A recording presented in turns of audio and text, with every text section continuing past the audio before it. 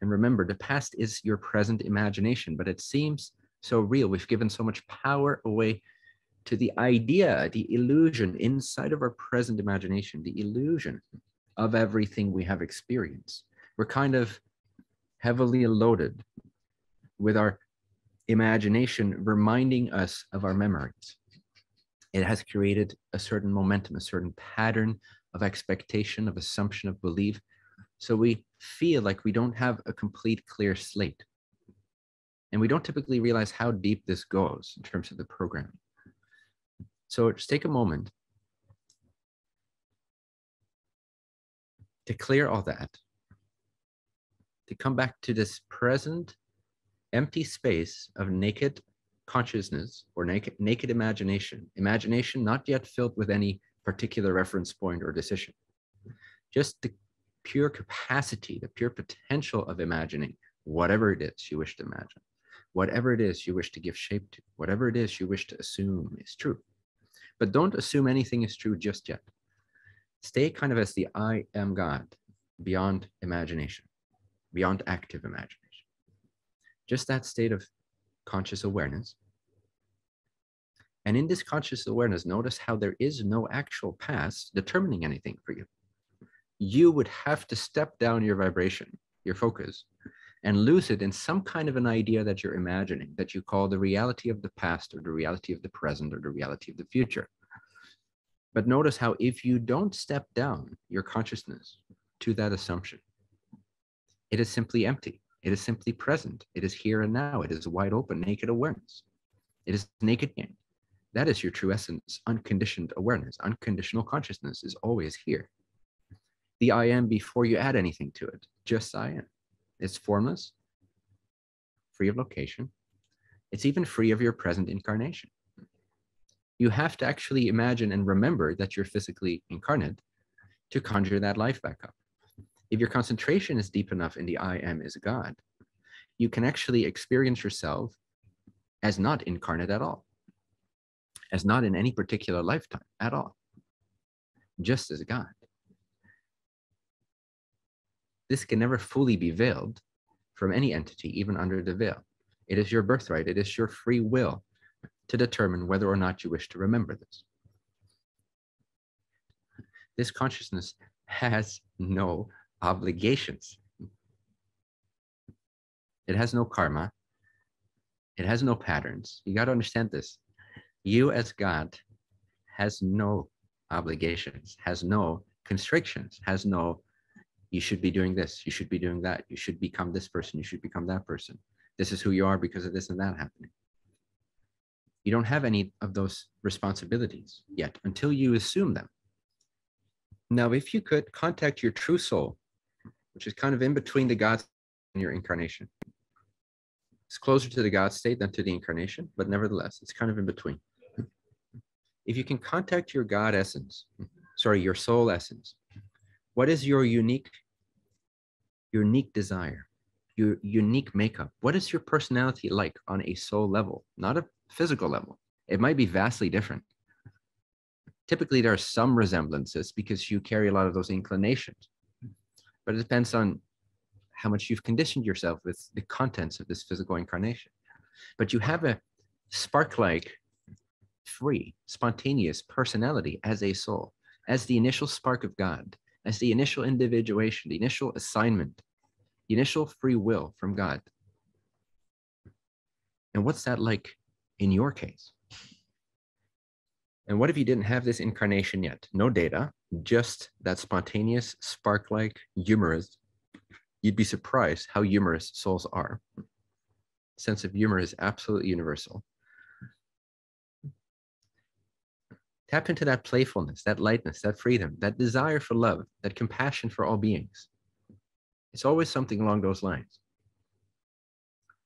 There's not a negative quality in your soul. It doesn't exist.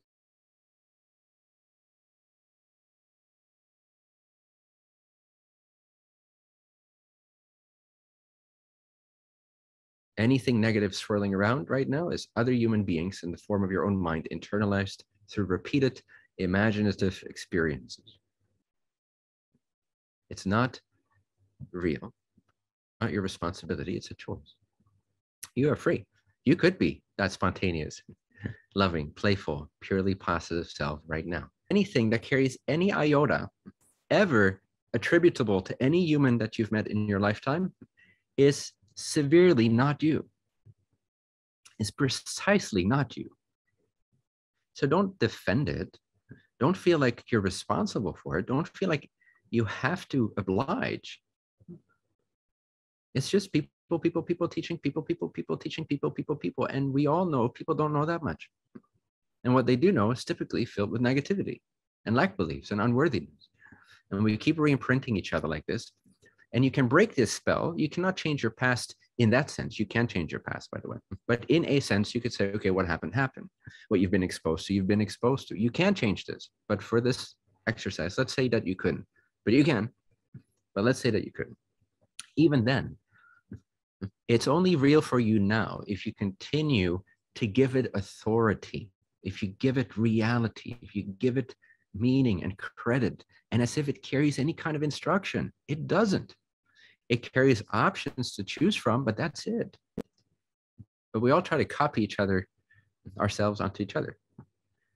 And if that's in alignment, and if that's coming from true love and from the true spark of the soul, it's a wonderful tool. You could say then you're each other's spiritual teachers, but that's different. Just the matrix minds trying to imprint upon each other. You don't want that. I don't think. It's not you. So why buy into it? Start fresh. Erase all your memory and decide from the 0 point, decide from this timeless, nonlinear space of the soul's personality, which, remember, it's playful, it's humorous, it's filled with joy to the brim. It wants to share, it wants to express, it wants to radiate. It's compassionate.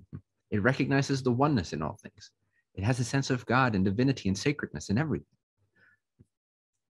Innocence, joy, bliss, peace, radiance, expansion, expression. That's you. Only that is you. Nothing else is you. If you get this, you're free. When you're under the influence of source, as Abraham says, instead of under the influence of something else, usually a human perspective.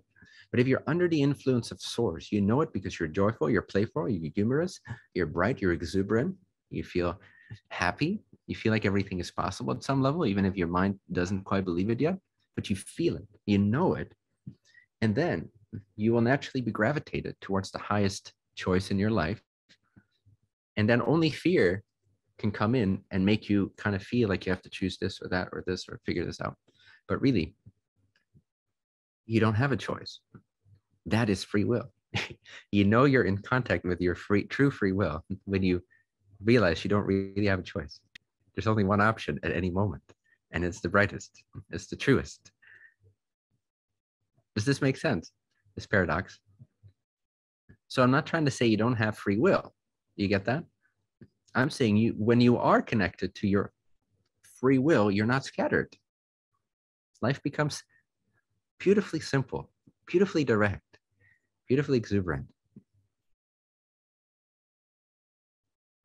When you feel clouded, you're under the influence of memory, not the clear slate of the eternal present where I am equals God, and I'm this joyful, exuberant, compassionate spark of the Creator that came here with clear intention. When you're aligned to that love, that intention, that frequency of your true self, there's always only one option, really.